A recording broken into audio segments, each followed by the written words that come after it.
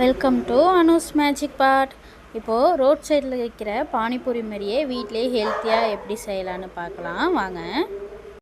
உங்களுக்கும் இந்த பானிபூரி பிடிக்கும்னா நீங்கள் கமெண்ட்டில் சொல்லுங்கள். இதுக்கான ஸ்டஃபிங் ரெடி பண்ணிடலாம் வாங்க. அதுக்கு உருளைக்கிழங்கு நல்லா வேக வச்சு மசிச்சு எடுத்துக்கோங்க. அது கூடவே பெரிய வெங்காயம் எடுத்துக்கலாம்.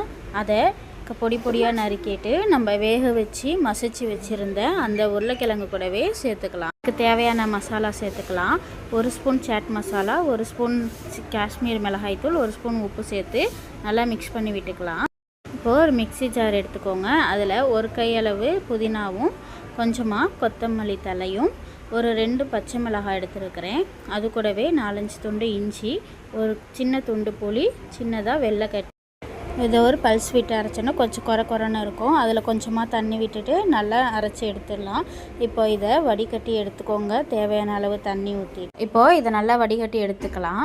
இது கூடவே ஒரு 1/2 லெமனை புளிஞ்சு விட்டுக்கோங்க. இப்போது இந்த பானிக்கு தேவையான அளவு இது கூடவே நம்ம உப்பு சேர்த்து நல்லா மிக்ஸ் பண்ணி வச்சுக்கலாம். நம்ம சேனலை சப்ஸ்கிரைப் பண்ணலைன்னா மறக்காமல் சப்ஸ்கிரைப் பண்ணிவிட்டு வீடியோவை யார் யாருக்கு ஷேர் பண்ணுமோ ஷேர் பண்ணிவிடுங்க. இப்போது பூரியை பொரித்து எடுத்துக்கலாம். இப்போ பூரி நல்லா உப்பி வந்தோடனே அதை நல்லா ஒரு பிளேட்டுக்கு மாற்றி வச்சுக்கலாம். இப்போது நம்ம சப்வர்ட் பண்ணியிருந்த அந்த மசாலாவும் பானி தண்ணியும் வச்சு சாப்பிட்டு பாருங்கள். டேஸ்ட்டு சூப்பராக இருந்துச்சு. இனி எதுக்கு வெயிட் பண்ணுறீங்க? வாங்க சாப்பிட்லாம்.